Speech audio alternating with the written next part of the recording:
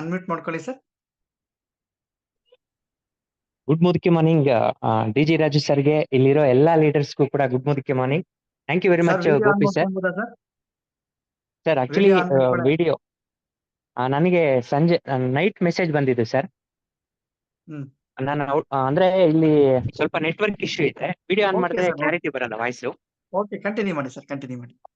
Thank you Gopi sir ಅವಕಾಶ ಕೊಟ್ಟಿದ್ದಕ್ಕೆ. ಯಾಕೆ ಅಂತ ಹೇಳಿದ್ರೆ first of all Modi care ಕಂಪನಿಗೆ, ಸಮೀರ್ ಮೋದಿ ಸರ್ಗೆ, ಜೊತೆಗೆ ನಾನು ಇಷ್ಟಪಡುವಂತಹ ಒಂದು great leader D G Raju ಸರ್ಗೆ ಎಲ್ರಿಗೂ ಕೂಡ ಹೃದಯಪೂರ್ವಕ ವಂದನೆಗಳು. ಫಸ್ಟ್ ಆಫ್ ಆಲ್ ನನ್ನ ದುಬೈಗೆ ಸೆಲೆಕ್ಟ್ ಮಾಡಿದ್ದಕ್ಕೆ, ದುಬೈಗೆ ಕಳ್ಸಿಕೊಟ್ಟಿದ್ದಕ್ಕೆ. ಬೇಸಿಕಲಿ ನನ್ನ ಹೆಸರು ಶ್ರೀನಿವಾಸ್ ಮೂರ್ತಿ ಅಂತ. ಓದಿದ್ದು IAS ಆಗ್ಬೇಕು ಅಂತ, ಆಗಿದ್ದು 5 government job. Right no government job ಅಲ್ಲೇ ಇದ್ದೀನಿ. ಬಟ್ ಮೋದಿ ಕೇರ್ನ ಜಸ್ಟ್ ಪಾರ್ಟ್ ಟೈಮ್ ಅಲ್ಲಿ ನನ್ನ ತಾಯಿ ಹೆಸರಲ್ಲಿ ID ನ ಕ್ರಿಯೇಟ್ ಮಾಡಿದ್ದೀನಿ.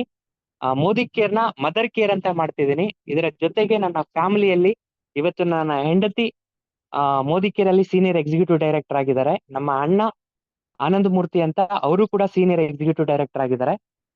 ಜೊತೆಗೆ ನಮ್ಮ ತಾಯಿ ಆಲ್ಮೋಸ್ಟ್ ಅಲ್ಲಿ ಡಿಸೈಡ್ ಮಾಡಿದ್ದೀನಿ, ದುಬೈ ಲೀಡರ್ಶಿಪ್ ಕಾನ್ಫರೆನ್ಸ್ ಸೆಷನ್ ಅಲ್ಲಿ ಅಟೆಂಡ್ ಮಾಡಿದ್ಮೇಲೆ ಸೊ ಖಂಡಿತ ಮೋದಿ ಕೇರ್ನ ಆಲ್ ಓವರ್ ಇಂಡಿಯಾದಲ್ಲೇ ಕರ್ನಾಟಕನ ಟಾಪ್ ಲೆವೆಲ್ ತಗೊಂಡು ಹೋಗ್ಬೇಕು ಅಂತ.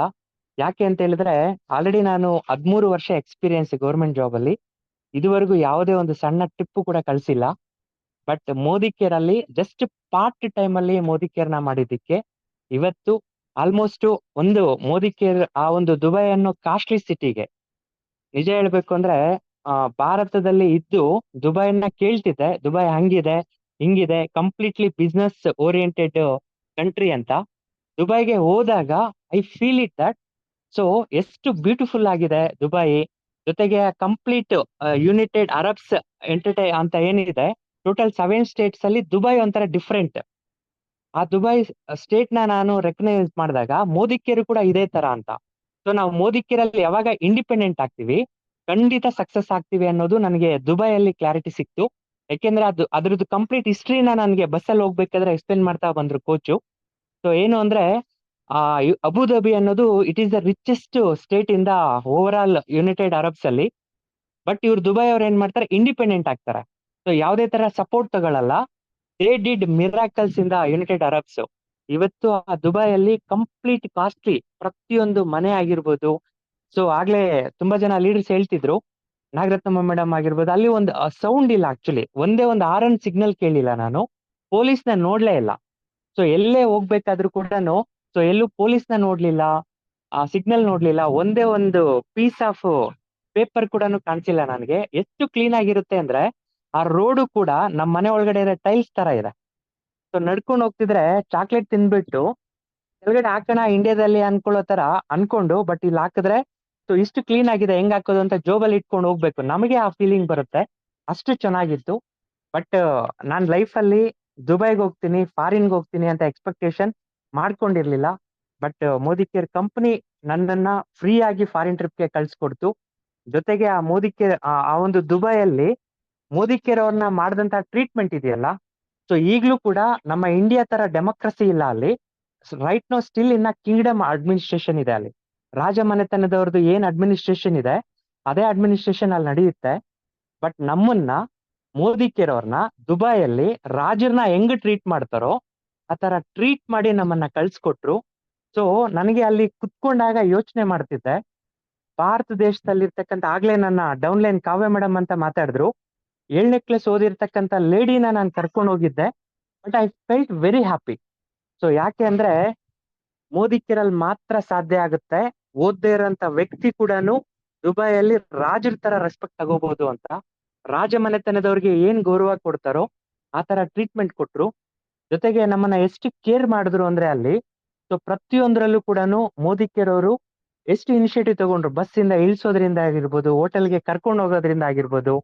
ಸೊ ಎಷ್ಟೋ ಜನ ಫ್ರೀಯಾಗಿ ಬಂದಿದ್ದಾರೆ ಬಿಡು, ಮೋದಿ ಕೇರ್ ಸೆಲೆಕ್ಷನ್ ಆಗಿದ್ದಾರೆ, ಹೆಂಗಂದ್ರೆ ಹಂಗೆ ನೆಗ್ಲೆಕ್ಟ್ ಮಾಡ್ಬೋದಾಗಿತ್ತು. ಬಟ್ ಕಂಪನಿ ತುಂಬಾ ಕೇರ್ ಮಾಡಿ ನಮ್ಮನ್ನ ಇಲ್ಲಿ ದೇವನಹಳ್ಳಿ ಏರ್ಪೋರ್ಟ್ ಇಂದ ಟೇಕಪ್ ಮಾಡಿದಂತ ಕಂಪನಿ. ಸೊ ದುಬೈಗೆ ಹೋಗಿ ದುಬೈಯಲ್ಲಿ ಎಂಜಾಯ್ಮೆಂಟ್ ಮಾಡಿ ಒಂದೊಂದು ಪ್ಲೇಸು ಕೂಡ ನಮಗೆ ದುಬೈಯಲ್ಲಿ ಓಲ್ಡ್ ದುಬೈ ಮತ್ತೆ ನ್ಯೂ ದುಬೈ ಎಕ್ಸ್ಟ್ರಾರ್ಡಿನರಿ. ನಿಜವಾಗ್ಲೂ ಅವರ ಒಂದು ಸ್ಟ್ರಕ್ಚರು ನನ್ಗಲ್ಲಿ ಅನ್ಸಿದ್ದು ಏನು ಅಂದ್ರೆ, ನನ್ನ ಭಾರತ ದೇಶಕ್ಕೂ ದುಬೈಗೂ ಜಸ್ಟ್ ಒಂದು ಕಂಪ್ಯಾರಿಸನ್ ಏನ್ ಮಾಡ್ಕೊಂಡೆ ಅಂದ್ರೆ, ಆಲ್ರೆಡಿ ದುಬೈ ಅವರು ಪ್ಲಾನ್ ಮಾಡಿ ದೇಶ ಕಟ್ತಿದ್ದಾರೆ. ಬಟ್ ನಮ್ ದೇಶ ಏನಾಗೋಗಿದೆ, ಆಲ್ರೆಡಿ ದೇಶ ಕಟ್ಬಿಟ್ಟಿದೀವಿ, ಇವಾಗ ಪ್ಲಾನ್ ಮಾಡ್ತಿದ್ವಿ. ಒಂದು ದಿನ ಭಾರತ ದೇಶ 100% ಹೇಳ್ತೀನಿ, ನಮ್ಮ ಮೋದಿಕೇರವನ್ನ ದುಬೈಗೆ ಮತ್ತೆ ಮತ್ತೆ ಮತ್ತೆ ಮತ್ತೆ ಕಳಿಸಿದ್ರೆ ಭಾರತ ಕೂಡ ದುಬೈನ ಮೀರಿ ಬೆಳೆಯುತ್ತೆ. ಓನ್ಲಿ ಫಾರ್ ಮೋದಿ ಕೇರ್ ಕಂಪನಿಯಿಂದ ಮಾತ್ರ ಸಾಧ್ಯ. ಯಾಕೆಂದ್ರೆ ಭಾರತದಲ್ಲಿ ಅನೇಕ ಡೈರೆಕ್ಟ್ ನೆಟ್ವರ್ಕ್ ಮಾರ್ಕೆಟಿಂಗ್ ಇರ್ಬೋದು, ಬಟ್ ಮೋದಿ ಕೇರ್ ತರ ಸಿಗಲ್ಲ. ಜೊತೆಗೆ ಏನು ಅಂದ್ರೆ ಮೋದಿ ಕೇರ್ ಅಲ್ಲಿ ಇರ್ತಕ್ಕಂತಹ ಆ ಶಕ್ತಿ ಏನು ಅಂದ್ರೆ Sameer Modi sir. Actually Sameer Modi sir Bharat ದೇಶದಲ್ಲಿರುವಂತಹ ಒಬ್ಬ ಕಡು ಬಡವ ಕೂಡ ಶ್ರೀಮಂತಿಕೆ ಲೈಫ್ ನ ಎಂಜಾಯ್ ಮಾಡ್ಬೇಕು, ಜೀವನದಲ್ಲಿ ದುಡ್ಡು ಮಾಡ್ಬೋದು, ಎಲ್ಲೋದ್ರೂ ದುಡ್ಡು ಮಾಡ್ಬೋದು ಆಕ್ಚುಲಿ, ಬಟ್ ಶ್ರೀಮಂತಿಕೆ ಲೈಫ್ ನ ಎಂಜಾಯ್ ಮಾಡುವಂತಹ ಲೈಫ್ ಸ್ಟೈಲು ಮೋದಿ ಕೇರಲ್ಲಿ ಸಿಗುತ್ತೆ. I feel very happy.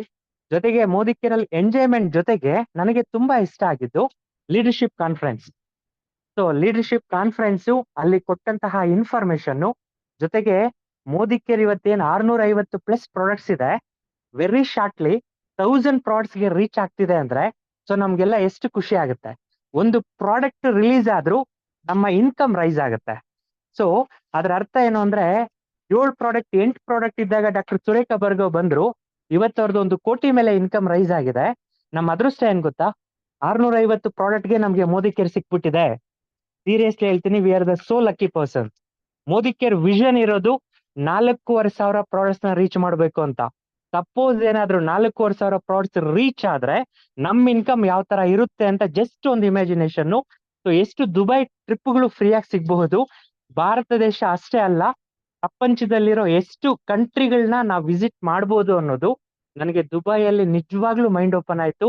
So ಖಂಡಿತ ಈ ತರದ ಒಂದು ಫಾರಿನ್ ಟ್ರಿಪ್ ನ ಸಾಕಷ್ಟು ಜನಕ್ಕೆ, ಯಾಕೆ ಮೋದಿ ಕೇರ್ ಕಂಪನಿಯಲ್ಲಿ ಫಾರಿನ್ ಟ್ರಿಪ್ ವಿಶೇಷ ಅಂದ್ರೆ, ಸೊ ಹೊರಗಡೆ ನಾವೇನಾದ್ರೂ ದುಡ್ಡು ಕೊಟ್ಟು ಫಾರಿನ್ ಟ್ರಿಪ್ ಹೋದ್ರೆ ಸೊ ನಮ್ಮ ಲಿಮಿಟ್ಸ್ ಎಷ್ಟಿರುತ್ತೆ, ನಮ್ಮ ಕಮಿಟ್ಮೆಂಟ್ಸ್ ಎಷ್ಟಿರುತ್ತೆ, ನಮ್ಮ ಸಿಚುವೇಶನ್ಸ್ ಎಷ್ಟಿರುತ್ತೆ, ನಮ್ಮ ಮನಸ್ಥಿತಿ ಎಲ್ಲವೂ ನಂಗೆ ಗೊತ್ತಿದೆ.